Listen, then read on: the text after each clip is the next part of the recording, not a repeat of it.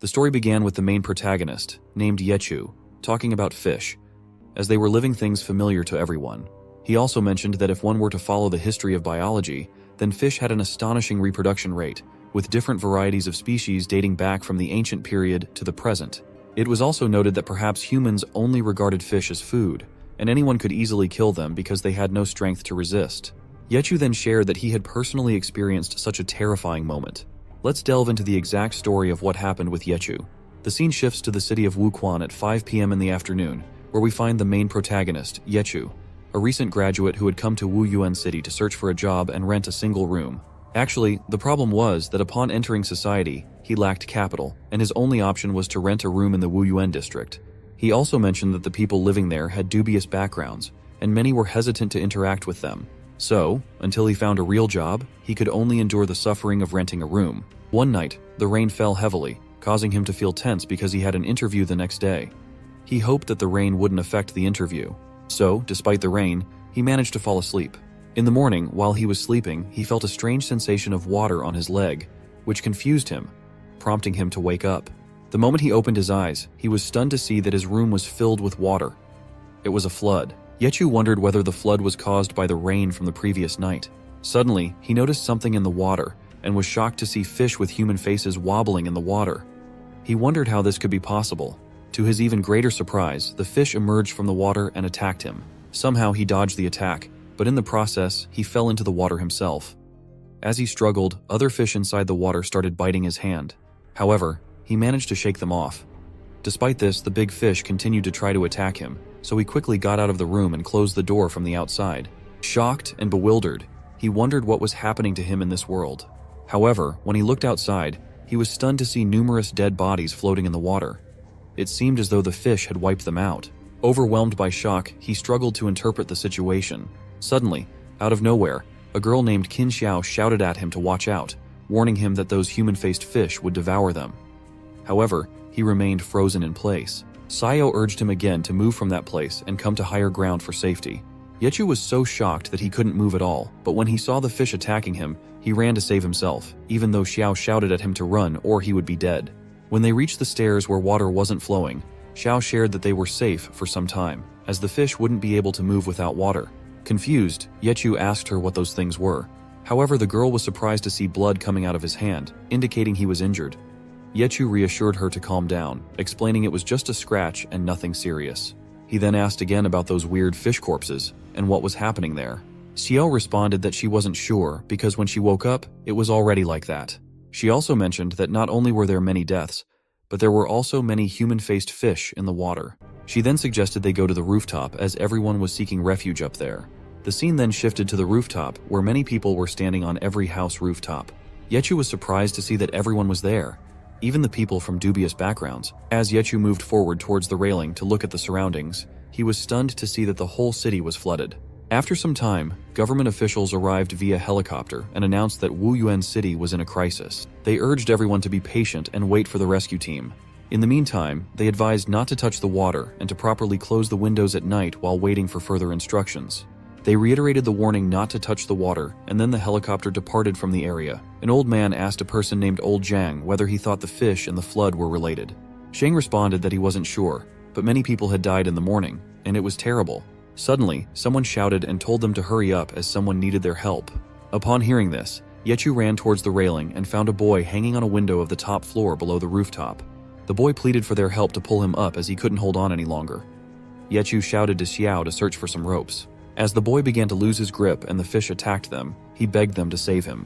By the time Xiao arrived and shared that they had rummaged through Uncle and her room, but there was no rope to be found, Yechu then asked the dubious boys if they had any ropes. One of the dubious boys responded by making fun of the boy hanging there, saying it was such a short distance that he could climb up by himself.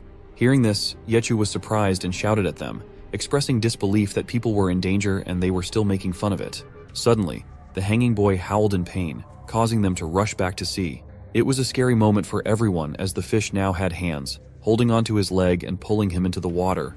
The boy shouted at them to help as the weird monster suddenly grew hands. Old Zhang then took off his shirt and asked Yechu to give his shirt as well.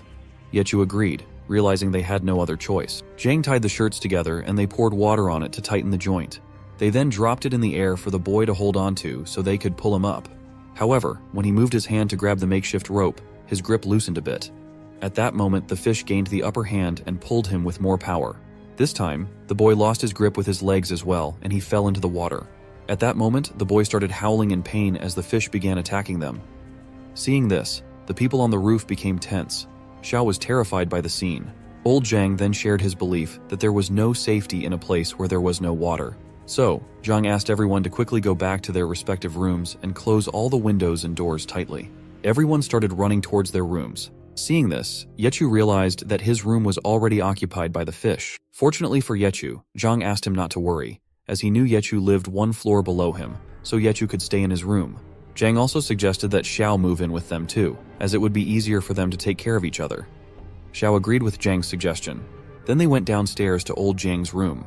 In a sudden turn of events, 3 people who didn't know each other, a odd job worker girl, Xiao, a retired veteran, old Zhang, and the main protagonist, Yechu, a graduate, needed to rely on one another for the rest of the time until the rescue team arrived. Afterwards, all 3 came together and arranged the room, investigating the food supplies and materials they had. Despite the challenges, they somehow managed to make it through the first night. In the room, Yechu asked Xiao to eat something, knowing they still had to endure the present situation for some days. But Xiao responded that she was fine, as she had just eaten a while ago. Yechu then remarked that no one had expected such a catastrophe to occur. He mentioned that he was supposed to go to a few interviews on that day. He also expressed his worry, mentioning that they didn't even know if the rescue teams would be coming or not. She sadly responded affirmatively, mentioning that there was no network on her phone, so she was unable to inform her parents that she was safe. Zhang also remarked that it was strange they hadn't seen the rescue team yet, as it was very unusual and the silence without water was eerie. Suddenly, they heard the weird voices of the fish from outside the door and panicked, wondering what could be outside at the door. Old Zhang then asked them to keep silent. After that, Zhang tried to put his ear to the door to hear the voices on the other side. Yechu asked whether it could be those mutated fish climbing up the stairs. Zhang responded with a no, as it didn't seem to be, as the voices were coming from upstairs. Zhang then shared that they were on the 2nd floor. On the 3rd floor, there were old Zhou and those brats. Saying this, he suddenly heard someone shouting to get lost to someone.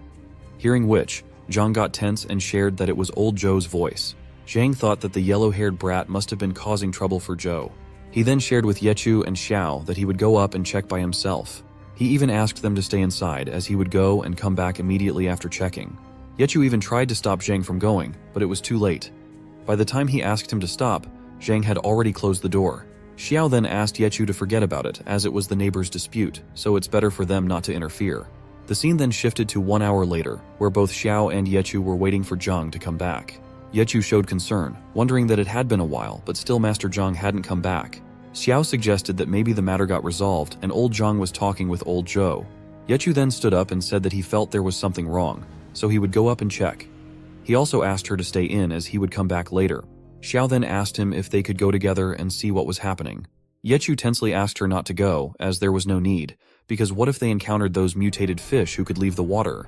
Hearing this, Xiao asked him not to underestimate the girls, as maybe when he was in danger, who knows who was saving who. She then started preparing by taking a stick and taping a ruler and knife to it to make it a weapon for safety. After preparing, she gave the stick to Yechu and asked him to hold it properly, as although it was simple, it shouldn't be a problem when used for self-defense. Seeing this, Yechu also got impressed. Then they both slowly opened the gate and went outside with a torch to see what was happening. But when they came out, there was a deep silence in the staircase. Yechu then said the creepy silence in the staircase passageway made her scared when she remembered that there were mutated fish below. Yechu then again asked her to follow him and carefully watch her step. Slowly, they moved forward towards the floor above, and after going a bit further, Yechu found a Swiss Army knife on the stairs. Xiao asked in confusion what he found, to which he responded that seeing the army knife lying around, he got confused as he had no idea whose knife it could be. So he asked Xiao to keep it, as they may have a use for it later. Suddenly, he got stunned and said that he also saw something on the wall. When he focused on that place with the torch, they were shocked to see that it was blood on the wall. Yechu then wondered where it came from and asked Xiao if she had seen it before. Xiao responded that she didn't know, as she was preoccupied with managing some items. She then asked if it could be the injuries of that person during the scuffle on top. As they moved forward, they saw more blood on the ground of the stairs. Seeing this, Yechu said that he thought it was definitely not from an injured person. Xiao then took some blood on the knife and looked at it closely. Yechu then said that he thought the situation was fishy. Master Zhang took a long time and didn't come back, and now there was a blood trail. He then tensely asked Xiao to let's hurry and go up, as he felt like something was happening, and those mutated fish definitely ambushed people. So Master Zhang could be in danger. But Xiao held his hand and asked him to calm down and not get anxious, as she was observing the situation. And it could definitely be different from what he was thinking.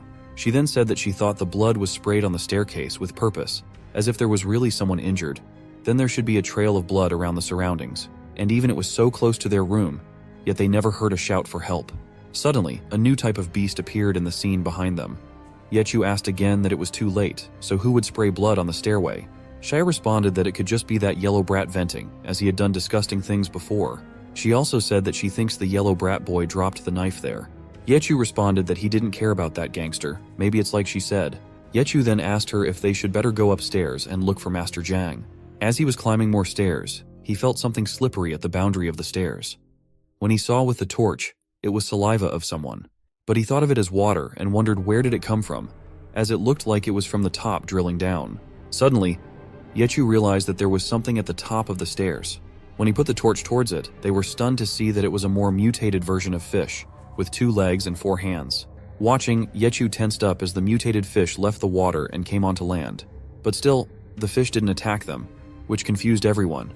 It was strange that the fish showed no aggression towards them at all. To investigate, he used his stick to move the fish away. The moment the stick touched the mutated fish's whisker, it sprang into action and lunged towards them. They were frightened by this sudden attack, but still used the stick to defend themselves. To their surprise, the fish used its hands to walk on land. It even wielded the stick as a weapon, striking back with surprising force. Yechu was almost knocked to the ground by the strength of the attack, but Xiao managed to grab his hand just in time, preventing him from falling. After being saved, he lay on the stairs. But soon the fish got dangerously close, opening its mouth as if to eat him. Before it could strike, Xiao attacked the fish with the stick, sending it flying through the air with the force of the blow. Tensely, Xiao asked Yechu if he was okay or if he had been hurt. Yechu responded affirmatively and jokingly remarked that the one who saved whom was mixed up. Taking the stick from her, Yechu went to attack the fish. But in no time, the fish darted away from its spot and began to run. As the fish dodged his attack, Yechu missed and started shouting at it to wait and not hide. Ignoring the warning, he began to chase after the fish, but Xiao urged him to stop, cautioning that they didn't know if more mutated fish were on the way. Yechu urged Xiao to hurry and suggested they go upstairs to find Master Zhang, sensing something might have happened to him. They dashed towards the 3rd floor, and as they entered, they were shocked to see a larger and more menacing mutated fish waiting for them. This time it was like encountering a horse or elephant-sized fish with long tail, legs, and hands. Behind it, they saw a person. Confused, Xiao asked who was on the floor. Yechu responded that it must be the yellow-haired brat she mentioned earlier. However, it turned out to be Master Zhang who was slowly approaching the mutated fish from behind. With a swift move, Zhang grabbed the fish and began stabbing it with a knife. He then shouted at Yechu to seize the opportunity and evacuate old Zhou from the room. Tensely, Yechu inquired about Master Zhang's well-being. Zhang, focused on the urgency of the situation, instructed them to go and assist old Zhou first, as his leg had been bitten off. Agreeing, they rushed into the room to find old Zhou. Sitting inside, Zhou reassured them not to shout, recognizing them as the neighbors who lived 1 floor below. Yechu and Xiao were shocked to see old Zhou's leg, bitten clean in half by the fish. Yechu asked in confusion what had happened to his leg and how the mutated fish had entered the room. Zhou explained that the intelligence of those mutated fish was terrifying. They climbed up using the nearby electric poles. Yechu observed that the mutated fish looked different from the first day they encountered them, noting that the fish didn't have eyes. Zhou agreed, adding that he had also noticed that the mutated fish didn't rely on their sight to navigate their surroundings. He further explained that he and old Zhang, after narrowly avoiding danger, had been hiding without daring to make a sound. However, their ascent had caused a clatter, which distracted the attention of the mutated fish. Xiao shared that old Zhang had been gone for a long time, causing them to worry, so they went up to find him. Yechu added that they found the stair passage covered with blood on the walls. Hearing this, old Zhou shared that it was likely done by the fish. When the sky turned dark, he observed some species engaging in similar behavior and wondered if they were marking their territories in that way. Yechu, feeling tense, exclaimed in shock, "Territory making, really?" Old Zhou responded that he wasn't sure about the fish's intentions. He suggested they leave the place for now and discuss it later. As they exited, Zhang came flying towards them, prompting them to halt. Zhang shared that despite not knowing where the mutated fish came from, they still seemed intent on attacking and consuming them. The mutated fish roared and lunged towards Zhang once more, but Zhang fought back using a broken table as a makeshift weapon. However, the mutated fish proved to be incredibly powerful, and Zhang struggled to hold his own against it. Old Zhou instructed Xiao and Yechu to wait while he distracted the mutated fish. He urged them to focus on taking old Zhang with them, emphasizing that they didn't need to risk their lives to save an old, crippled man like himself. Yechu responded to Zhou, urging him not to give up, as they wouldn't abandon him. Furthermore, she pointed out that merely locking the mutated fish away wouldn't provide them with a sense of safety. As Yechu searched his shirt for something to use as a weapon, he found nothing useful at all. He also noticed that the previous knife they had was still lodged in the head of the mutated fish. Though there were bottles around, Yechu thought they weren't useful, as smashing one would render it useless after just one hit against the mutated fish. For assistance, Xiao found something and asked him to take a look. It was the wood used to tie the knife, with sharp edges that could work as a weapon. She suggested that while it might not pierce through the skin, it could be effective attacking through the mouth and piercing through the fish's brain. Yechu liked the idea, so he took the wood stick and asked Xiao to take care of old Zhou. Meanwhile, Zhang continued to battle the mutated fish, but he began to falter in the face of the fish's overwhelming power. As Zhang found himself defenseless, the fish attempted to attack him, but fortunately, Yechu arrived just in time, thrusting the stick into the mouth of the mutated fish. However, the fish held onto the stick tightly. Now, both Zhang and Yechu worked together, pushing with all their might to drive the stick further inside. Even with the combined strength of Yechu and Zhang, they struggled to overcome the mutated fish. Suddenly, the fish began pushing them back, prompting Xiao to join in and assist Yechu, while old Zhou lent his support to Zhang. With their combined effort, they managed to vanquish the monster. Afterward, they breathed a sigh of relief, but the sense of danger lingered. Yechu wondered aloud where the mutated fish monster had come from. Zhang speculated that it might be related to the city flood, as they hadn't heard any other news that could explain its appearance. Old Zhang then instructed Yechu to tidy up the medical supplies, gather more alcohol and bandages. He also directed Xiao to bring all the water bottles and consumables from the cabinets in the room. As they both began their respective tasks, Yechu asked old Zhou about what had happened at the staircase earlier. Zhou explained that he had been feeling bored, so he decided to watch a Chinese opera on his phone. However, those two slime balls couldn't tolerate it, so they decided to pick a fight with him. While they were scuffling, the mutated monster broke through the window and ambushed them. Zhang speculated that the noise might have attracted the monster, as it could be using echolocation to move around. As they collected everything, suddenly one of the brats named Mark arrived, and seeing the dead monster, asked in surprise if they had really managed to defeat it. Mark then searched for his friend, shouting his name. When he saw his friend's lifeless body, he was stunned. Mark shouted, blaming old Zhou for the incident, claiming that his decision to listen to some shitty opera had attracted the monster fish. He also yelled at Zhang, accusing him of purposely not saving Chen due to their past feuds. Hearing this, Zhang stood up and punched Mark in the face, shouting at him to stop. He then asked Mark where he had been when the monster attacked if he was so brave during the scuffle. Mark responded tensely, asking if there was anything wrong with just wanting to stay alive. Old Zhang furiously shouted at Mark, emphasizing that no matter how many grudges they may hold, if Mark wants to live, there must be mutual respect and no troublemaking. He released Mark's collar and instructed him to go to his own room, gather all usable items, and then come back. Yechu then began to reflect on their current situation, stating that it was beyond their expectations, as anyone could end up inside the stomach of the mutated fish in an instant. She emphasized that all they could do was cooperate with each other, even if the other party might be someone they didn't like. He shared that afterward, they blocked the staircase below to prevent any more mutated fish from coming up and barricaded from everywhere. After placing the injured old Zhou on the bed and completing all the necessary tasks, it was now midnight. Most people fell asleep, trying to put the incident with the mutated fish to the back of their minds. The scene then shifted to the next morning, where everyone was still asleep. Suddenly, Yechu heard the sound of splashing, as if someone was swimming in the water. As he opened the window to take a look, he was stunned to see a horde of fishes swimming in the water below. Just like Yechu, another person from the opposite building was watching them, but suddenly, for reasons unknown, that person opened the window. The moment it opened, all the fish horde moved towards it and climbed up inside the building. After that, the boy was howling in pain. Seeing this, Yechu got frightened and closed the curtain in fear. The sudden change in Yechu's expression made Zhang tense, so he asked Yechu what had happened. Yechu replied, asking him to keep silent. So Zhang ran towards the window to look, and when he looked, he also got scared. Zhang then asked Yechu to find some masking tape to seal the windows. Slowly, they covered the window with tape so that the fish couldn't enter.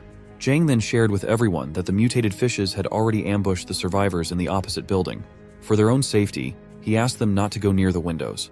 Zhang asked Xiao about the ration arrangements, inquiring about the food supplies. Xiao responded that, combined with the food supplies from old Zhou and Mark, they had enough food for 10 days. However, the biggest problem was clean water, as they didn't have enough. Based on her estimation, they could only last for 1 week. Zhang then explained that, according to the plan, they had a week's time to wait for the rescue team to arrive. Mark, with a puzzled and angry expression, asked why there was a lack of water when the entire city was flooded. Zhang furiously retorted to Mark that if he wanted to feed the fish, then no one was stopping him. Yechu then shared some daunting news about the medical supplies, revealing that there were only 3 rolls of bandages left, half a bottle of alcohol, and old Joe needed water when he was changing his bandages and washing his wounds. Yechu also mentioned that the most important thing was that they didn't have any antiseptic medicine. Old Joe then assured Zhang that he would be fine as he was tough and didn't need to waste so many resources. However, Mark made a sarcastic comment about old Joe, suggesting that Joe made a mess and now wanted them to clean it up for him. Hearing this, Zhang got furious and angrily hit the table. He asked Mark if he had had enough of his rubbish talk, warning him that if he continued to spout nonsense, he dared to believe that he would be thrown out of the room. Furiously, Mark asked if he had said something wrong, pointing out that there wasn't enough food and water for them. He questioned why they needed to consider leaving when they were in a relatively safe condition. Mark also argued that if they moved further, they would have to assist a handicap, questioning if Zhang wanted to send them to their deaths. Before Zhang could respond again, Xiao shouted and asked them to stop fighting. She suggested that instead of arguing, they should focus on finding solutions to resolve the immediate problem. Xiao then proposed that they shouldn't divide the food and water into equal shares, suggesting that the young people like them could endure a bit more. She also advised Master Zhou that he needed to prevent moisture from getting to his wounds to avoid infection. She also told Zhou that if he needed to clean the wound, he should just use the unboiled water from the kettle. Old Zhou responded that he had no problem with that, as he wouldn't burden them all.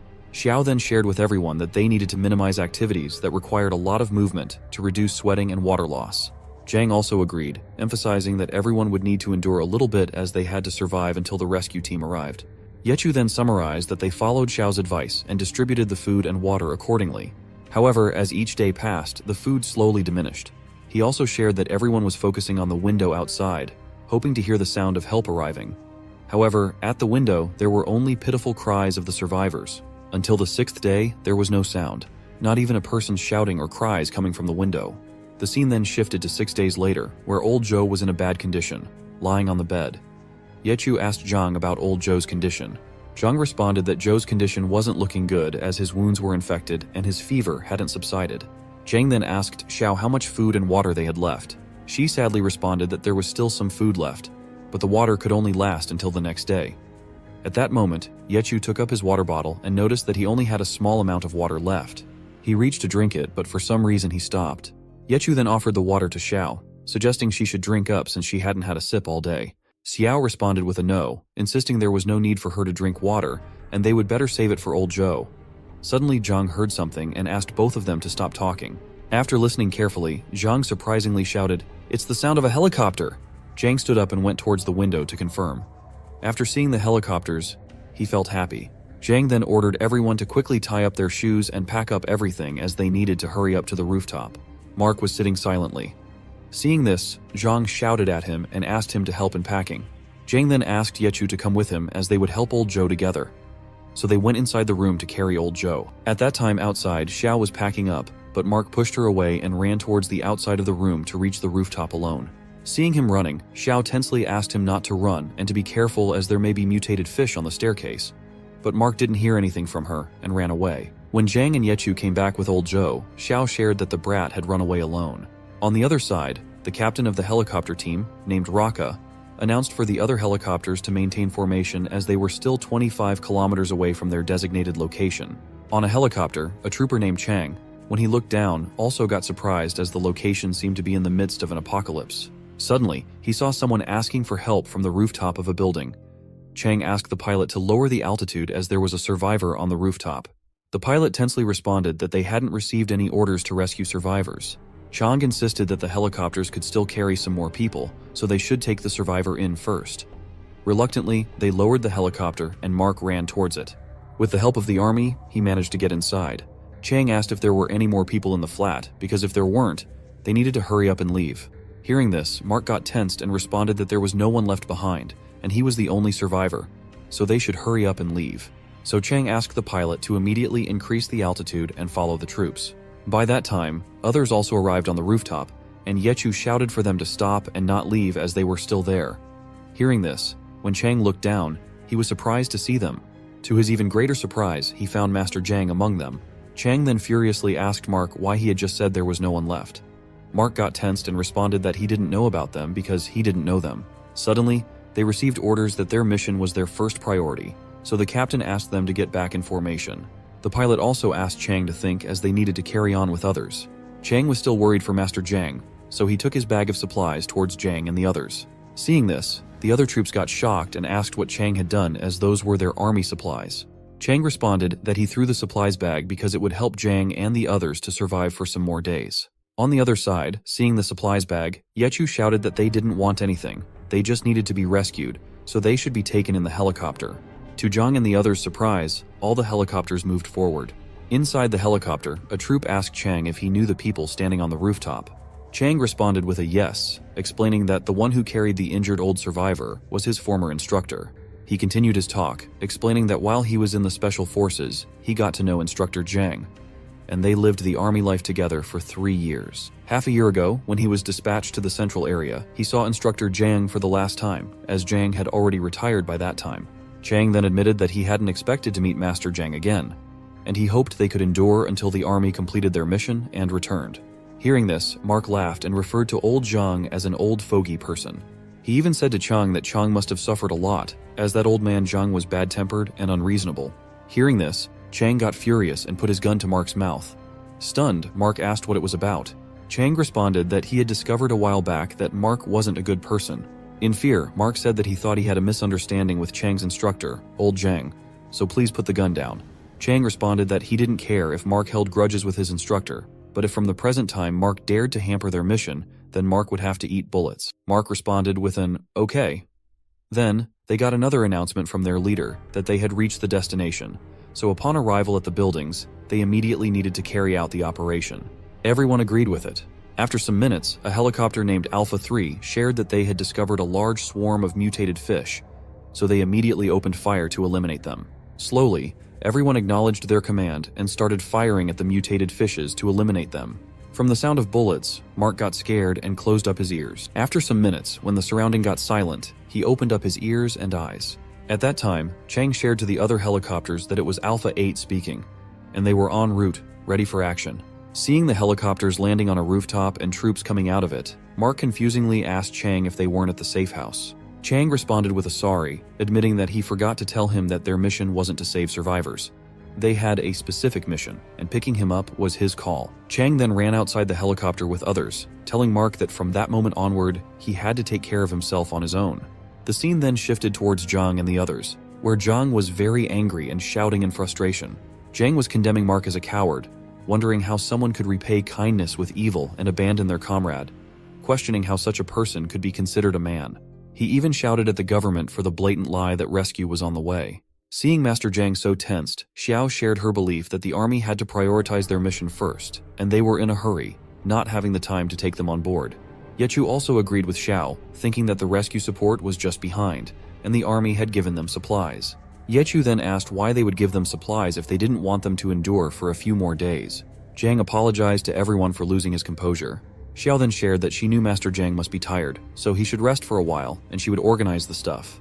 But still, Zhang was very sad, so Yechu asked him not to be down, as he thought what Xiao said was making sense. Zhang then responded that he would be frank, as in the present situation, there was no chance of rescue. Hearing this, Yechu shockingly asked why. Zhang then shared that he recognized the helicopter number.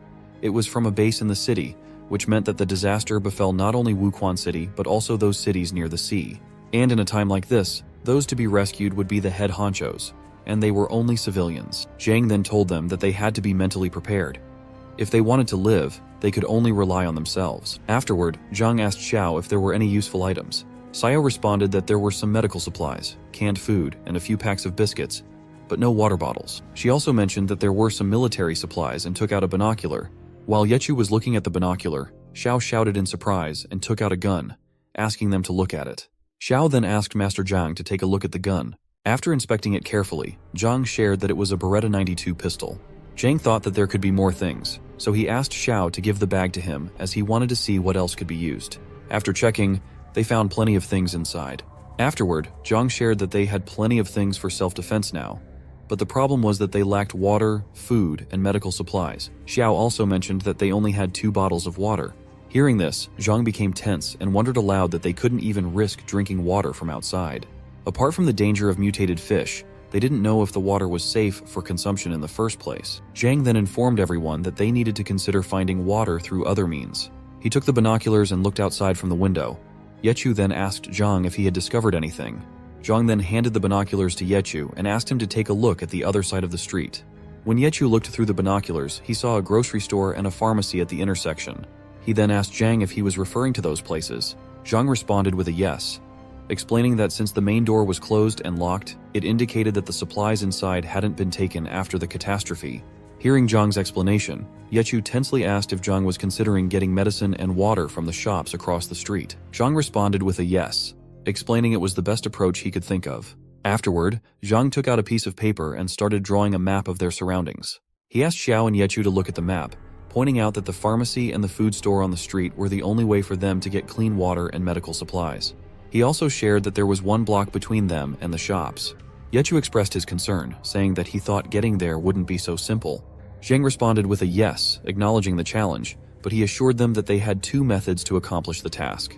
Zhang then explained the first method, which involved crossing the blocks using planks, 1 step at a time. They would then access the store by going down from the 2nd floor after reaching the rooftop. Xiao responded, pointing out the problem with the first method, as they didn't know the distance between the blocks, and they were uncertain about accessing the rooftop. Zhang acknowledged Xiao's concerns and explained that there was also a second option available. Zhang shared that the second option was to use the covered cable wires on the 2nd floor to climb there and enter through the window. However, he cautioned that it was close to the water and very dangerous. For the present moment, he couldn't think of any other ideas to reach the shops, as these were the only methods that could work. Xiao then carefully examined the map and pondered for a moment. With a hint of excitement, she shared that she believed if they attempted it at night, the second method might be possible. Hearing this, both Zhang and Yechu were surprised and asked, "What?" Xiao responded, pointing out that she wasn't sure if either of them had noticed, but for the past few days, mutated fish had been making a lot of noise during the daytime but were quiet at night.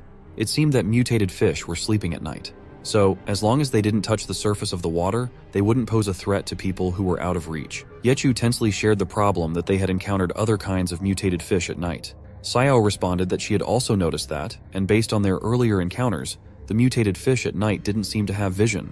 So, if they could avoid the mutated fish, they wouldn't be a problem at all. Zhang agreed with Xiao, acknowledging that her theory could indeed be plausible. He then told both of them that he would climb up the wires while they both stayed in the room to guard. However, Yechu shouted a firm no, which confused both Xiao and Zhang as they looked at Yechu in bewilderment.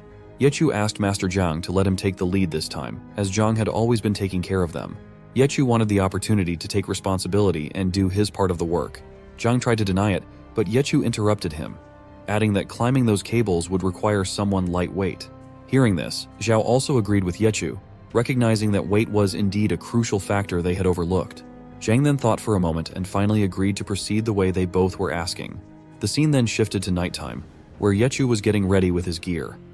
After getting prepared, he informed everyone that it was time to go. He had a tied rope with him, and Zhang shared with Yechu that if he ran into trouble, he should quickly pull the rope, and Zhang would immediately come to his aid. Xiao also handed him something, mentioning that she had made a weapon for self-defense.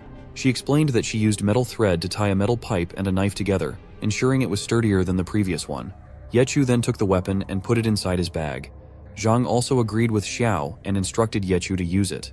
He reminded Yechu to remember how he taught him to use it, emphasizing not to waste ammunition when facing danger. Yechu responded with an okay and asked them to also be careful. He assured them that he would return immediately once he obtained water and medicine. So after that, Zhang slowly lowered Yechu towards the cable. For the twist, someone else was in the city, observing Yechu through binoculars. After seeing Yechu, a girl shared with her partner that she hadn't expected anyone else to survive.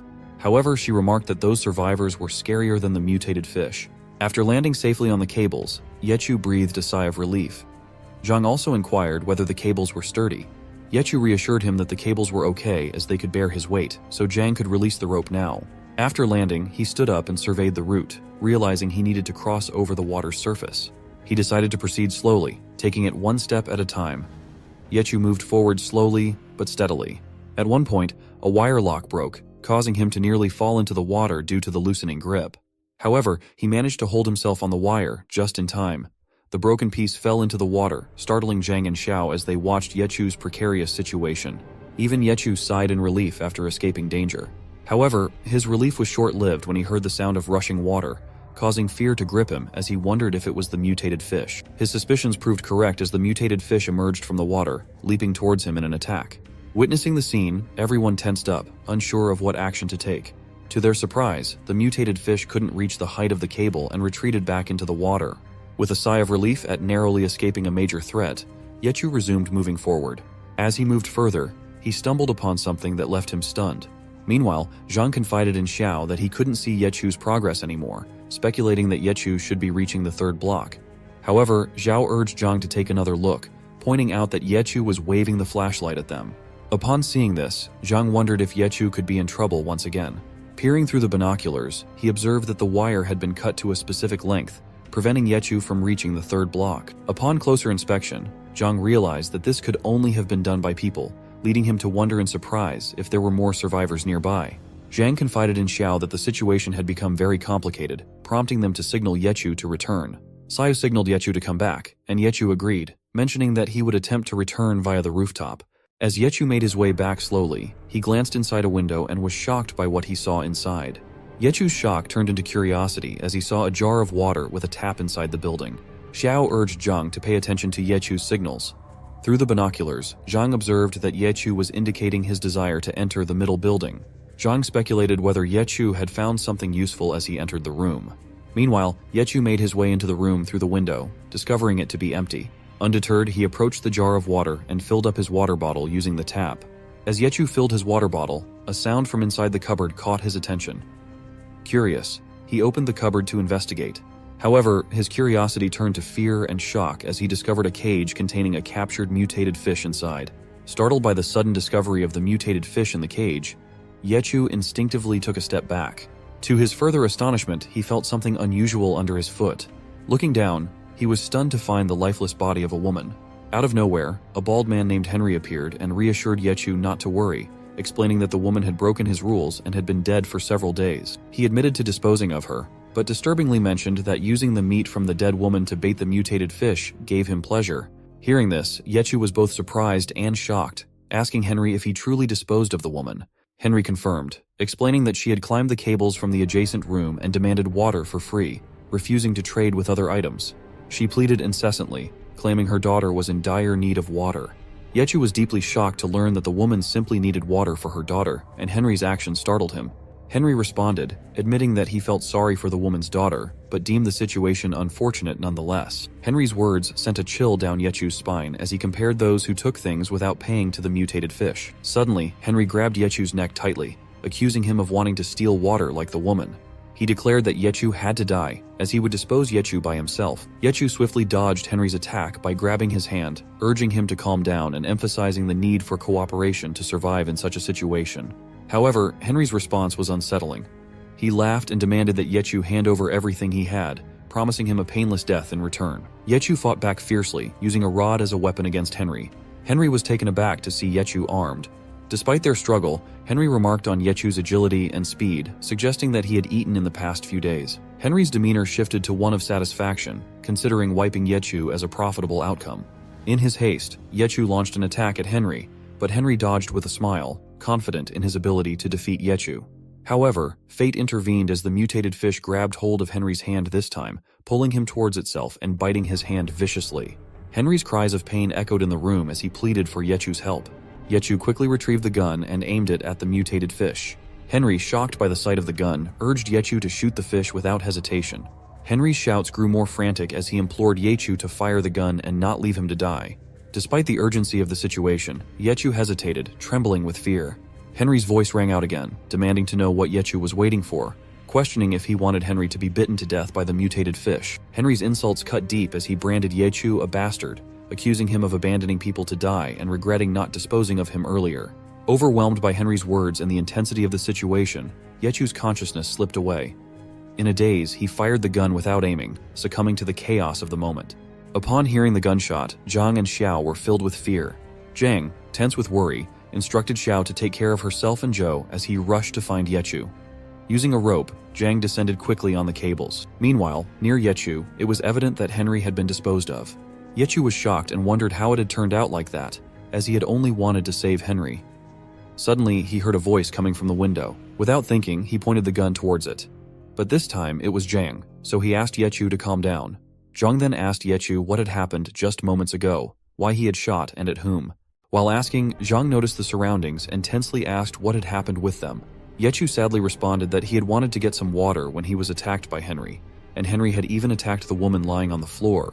Yechu also explained that during the scuffle, Henry got bitten by the mutated fish in the cage, so he had wanted to use the gun to shoot the fish and save Henry.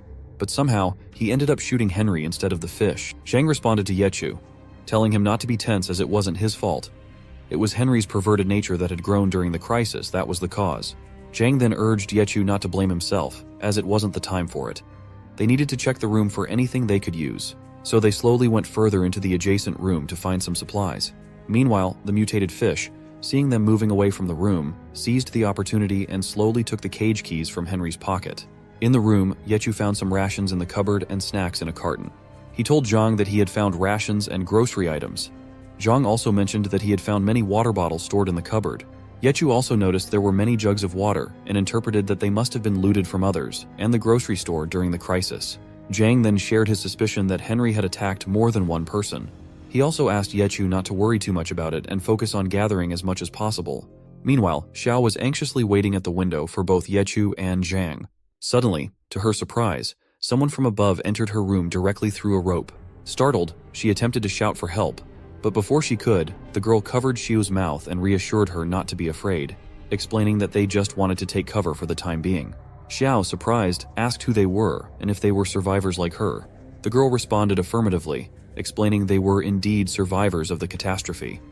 Suddenly, Xiao heard another voice declaring that they were finally safe, at least for the time being. When Xiao looked, she saw it was a boy. The boy also mentioned that the mutated fish hadn't chased them. Meanwhile, the scene returned to Zhang and Yechu, who were both carrying as many things as they could in their bags. Zhang then offered Yechu a water bottle to drink. As Yechu drank, he looked very sad. Observing this, Zhang asked what was troubling him, wondering if he was still thinking about the recent incident. Yechu responded with a yes, expressing that even though that person deserved to die, he had missed his shot and ended up shooting them, weighing heavily on his heart. Zhang then shared with Yechu that he reminded him of a soldier he once trained. Zhang then began sharing about a person named Chang. Chang was a new soldier in the Special Forces, struggling during training and until his first mission, when he eliminated an enemy for the first time. From that point onwards, he completely transformed into another person. Zhang also shared that he always found Chang drinking beer. He believed that when someone made their first kill, there would be an internal struggle in their heart, as the person they had killed might have been an enemy or even a truly evil individual. It was a matter of respecting life, but part of that respect might gradually diminish under the pressure of the catastrophe, which had him worried. Zhang then asked Yechu to stop talking as they needed to hurry back. As they were about to leave, they suddenly heard something from behind. When Yechu looked back, he was surprised and acted strangely, running towards the cabinet to check. Seeing this, Zhang asked what was happening. Yechu responded that he thought the cabinet had been moved by something. When Yechu looked behind the cupboard, he shockingly told Zhang that there was something behind it.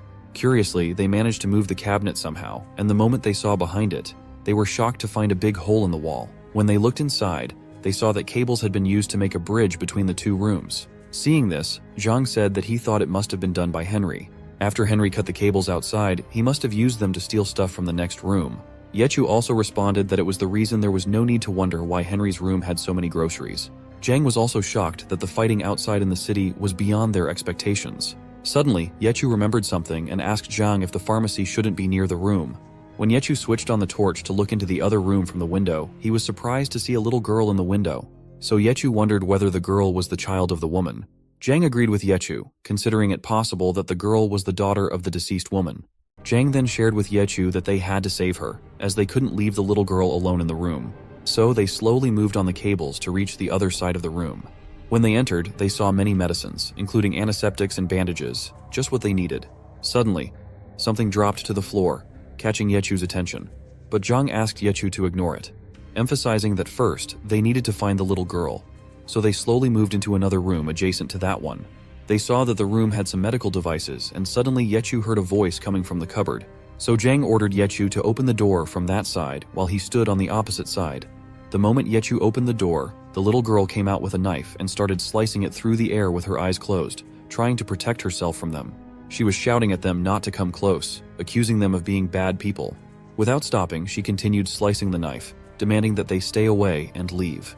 Zhang and Yechu raised their hands in surrender, trying to show they meant no harm. So the girl stopped for a moment.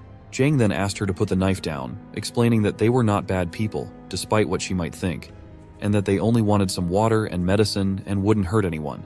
The girl child started crying, so Yechu reassured her not to cry, reminding her that they had dealt with the bad person. The girl child's name was Lily. Lily then stumbled to the ground and started crying, asking why they didn't give her mother back. She kept pleading with them to somehow give her mother back. Hearing the voice, a mutated fish was moving slowly towards it. Even the mutated fish passed by the front of Xiao's room. So the boy in the room shared that there was still one fish below them. The girl saw Xiao looking so sad and tired, so she offered her some water, thinking Xiao must be thirsty. The boy shouted at the girl, asking her what she was doing, as they didn't even have enough water for themselves to drink.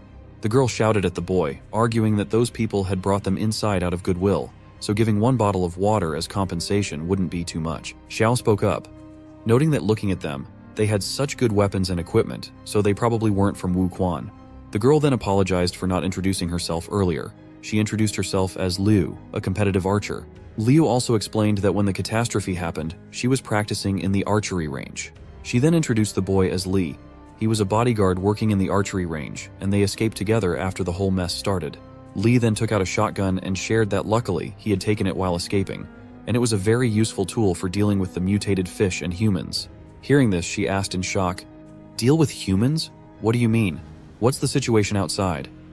Liu responded that it was chaotic and humanity's fight for survival had just begun, and in the future, it could get much worse. Xiao tensely asked if everyone had started attacking each other.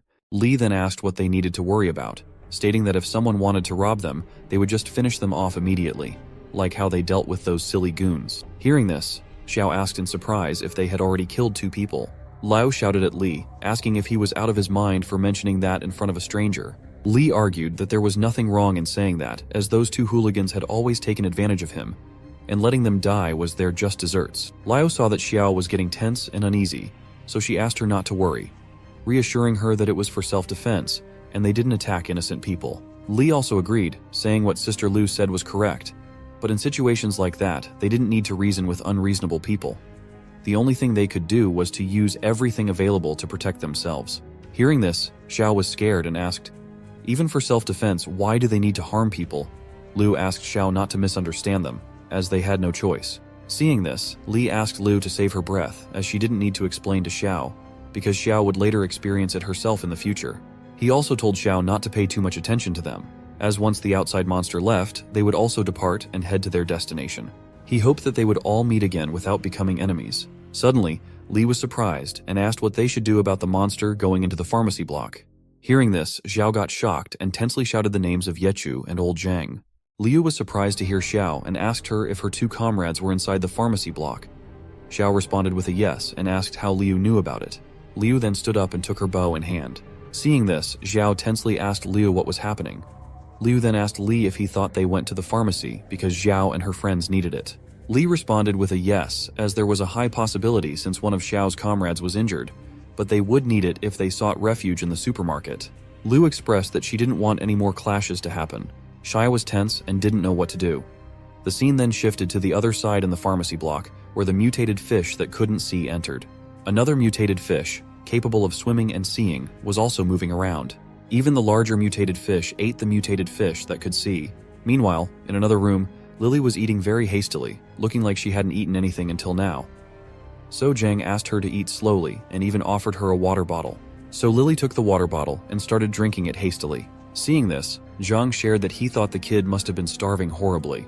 He then told Yechu that while the girl was emotionally stable, to take the opportunity to sort out all the medical stuff. So Yechu moved around and saw that there were many empty bottles on the table.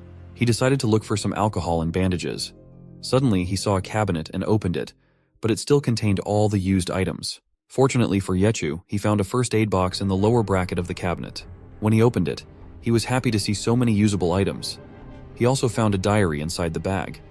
Meanwhile, on the other side, Zhang was asking Lily what had happened in the last few days and where everyone was, but Lily wasn't responding. So Zhang told her that he knew she was feeling down, but asked her to trust them, as they weren't bad people. They just needed some emergency medicine and water, which was why they had come. Suddenly, Yechu asked Master Zhang to look at the cabinet. Zhang stood up and asked Yechu what he had found. Yechu asked Zhang to look at the diary. When Zhang looked inside, he found instructions on how to use the first aid kit. Yechu said that it was right, as they needed the whole bag. Zhang also got happy, knowing that old Zhou needed the medicine. Suddenly, to their surprise, Lily snatched the diary from old Zhang's hand. Lily then started shouting that they were all liars, as they had just said they only needed water and medicine. She then said that her mother had given her the family's life savings items, and they also wanted to take them.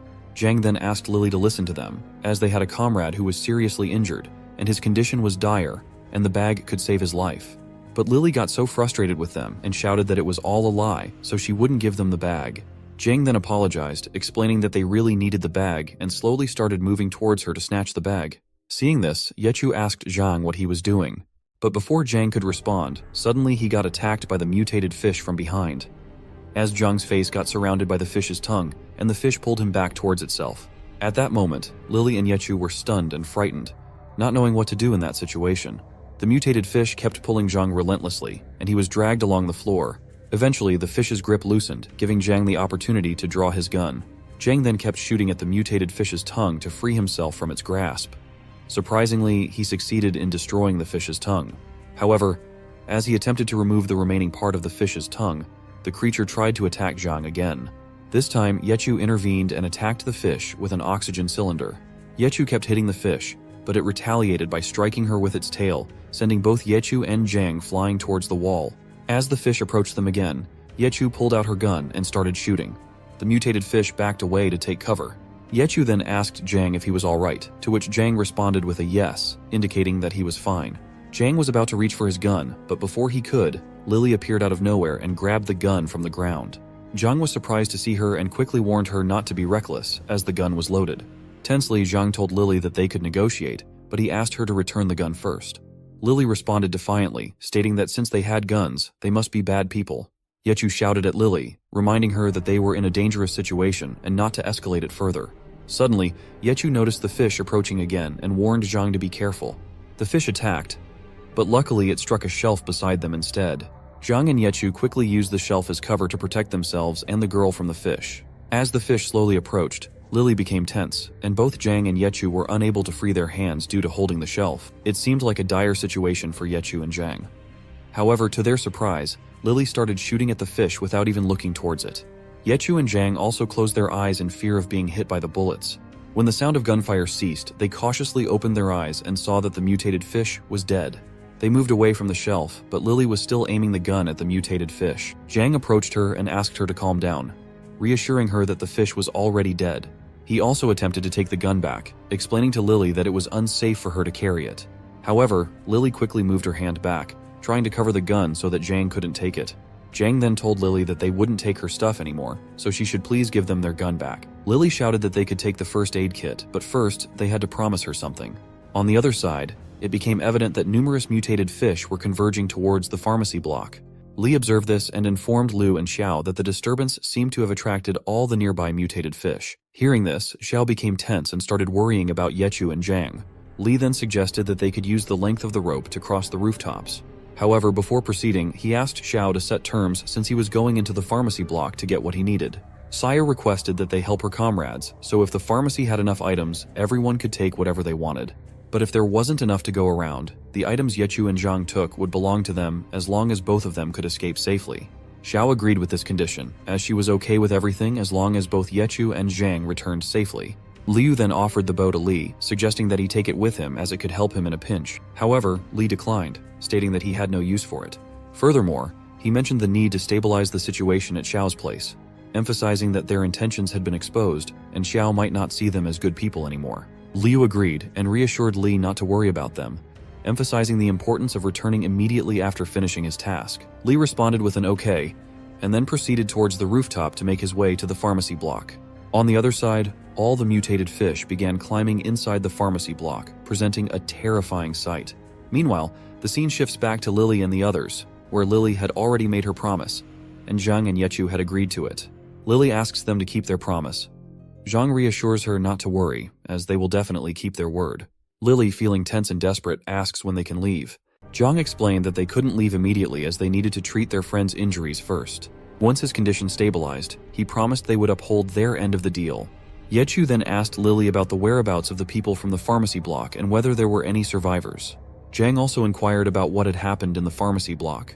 Lily responded that she didn't really know what had happened outside the block, but once the mutated fish appeared, she and her mom stayed in their room. She also explained that her mother ran the pharmacy, so they lived there, and they were trapped inside when the flood came, unable to leave. She mentioned that the opposite building housed the food store, and everyone, including her mother and herself, went there to purchase food. She also shared that during the night, the mutated fish climbed the stairs and attacked humans at first sight. Her mother managed to block the pharmacy door on the second floor, but the cries from outside continued until the next morning. Zhang then informed her that it was the same on their side, as his friends were ambushed by the mutated fish on the first night and suffered injuries. Yechu then asked if Lily knew Henry, the bald guy on the next floor. Lily responded that Henry arrived by the cables on the third day, and they assumed he was trying to escape from the mutated fish. However, they later discovered that Henry was actually a thief who attacked people. She also revealed that Henry had hurt her mother and stolen all their food and water. Lily continued to share that her mother was worried that Henry would return, so she cut the cables outside the window to prevent him from finding a way back in and stealing the remaining food and water. Lily recounted that after her mother cut the cables, she became worried about starving, so she went to beg Henry for some food and water. However, she never returned. Lily then started crying. Hearing Lily's story, Zhang shared that during a catastrophe, morality often vanished, and the worst of humanity was revealed. He asked Lily to stop crying, reassuring her that Henry had already met his end, and perhaps it was deserved. Lily, still crying, asked why her mother didn't come back. Zhang, unsure of what to say, took a few moments to think before responding. He suggested that perhaps her mother had been rescued by a helicopter during the day, but was unable to take them due to time constraints. Seeing everything unfold, Yechu couldn't help but wonder about the grim reality of their situation. In such dire circumstances, they were forced to resort to lying to children to keep them calm and to arm themselves to fight for survival. Yechu pondered how long they could endure the challenges ahead, relying on their will to live and their ability to cooperate with others. Suddenly, the sound of breaking glass shattered the tense atmosphere, startling Lily. As Yechu and Zhang turned towards the source of the noise, they were shocked to see numerous mutated fish converging towards them. Zhang realized that the sound they had made earlier had attracted all the mutated fish. Slowly, every mutated fish began advancing towards them, intent on attacking. However, they managed to defend themselves by shooting at the approaching fish with their gun. Lily shouted and urged Zhang and Yechu to use alcohol. Confused, Yechu asked what she meant. Lily explained that the skins of the mutated fish were sensitive to alcohol. She had seen someone use alcohol to drive them away before. Yechu urgently asked Zhang to hurry and find the alcohol. However, Zhang had already begun taking them out, assuring Yechu not to shout as there were plenty of bottles. They started throwing alcohol towards the mutated fish one by one, but with so many of them, it wasn't having much effect. Realizing that there were too many mutated fish and not enough alcohol to deter them, Zhang instructed Yechu to stop wasting bullets and suggested they run. Zhang and Lily began removing the barricades they had placed across the door to lock it. However, when Zhang opened the door, he saw something that shocked him. Actually, Zhang was shocked to see Yechu being chased by mutated fish, but somehow Yechu managed to dodge them and emerged from the room. He quickly blocked the door with everything he could find. Zhang shouted to Yechu, urging him to make his way to the stairs, for this was their chance to escape to the roof and come up with a plan. The mutated fish were constantly trying to break out of the room. Lily and the others started running towards the rooftop. To their surprise, a mutated fish emerged from above and attacked Lily. In an instinctive move to protect her, Zhang got in between them, risking himself. During the struggle, Zhang's hand was bitten off by the mutated fish, but he managed to defeat it nonetheless, ensuring Lily's safety. Blood flowed from Zhang's hand, causing Lily to become terrified. However, Zhang reassured her that he was all right and urged her to go upstairs and open the door to the rooftop. He also called for Yechu to hurry. As Yechu rushed towards the rooftop, he suddenly felt someone pulling him back. Turning around, he realized that someone was being engulfed by the body of a mutated fish. Startled, Yechu realized it was actually that person who had grabbed onto him from behind, trying to hold him back. When Yechu looked back, he saw that the person was Mark, pleading for Yechu to save him. However, Yechu realized that the mutated fish were closing in on them, and even Zhang urged him to ignore Mark as they were in imminent danger. With no other choice, Yechu left the bag with Mark and hurriedly ran away to safety. Meanwhile, Lily reached the topmost floor and attempted to open the door, but she struggled to do so. To her surprise, the door swung open from the other side, causing Lily to stumble and fall to the floor. As she looked up, she saw a man holding a shotgun in his hand. Meanwhile, on the other side, Yechu was fiercely shooting down the mutated fish that were chasing them. There, the man asked Zhang about his injury. But to their surprise, not only were mutated fish coming from below, but some also appeared from the stairs above. Seeing this, Yechu tensely shouted at Zhang to watch out as a fish was about to attack him. The moment Zhang looked up, he saw the fish already leaping towards him for the attack, so he instinctively covered his face for safety. However, to their surprise, they heard the sound of a gun, different from the pistol. When Zhang opened his eyes, he saw that the mutated fish had been killed. As they turned towards the source of the sound, they were surprised to see Lily with a man holding a shotgun. Both Zhang and Yechu wondered about the identity of the man. Li was also worried and shared that they were in a problematic situation, as the entire building had been overrun by mutated fish. Now, they faced the challenge of figuring out how to proceed. With strangers in their midst and uncertainty about the number of mutated fish in the building, they need to devise a plan to tackle the situation.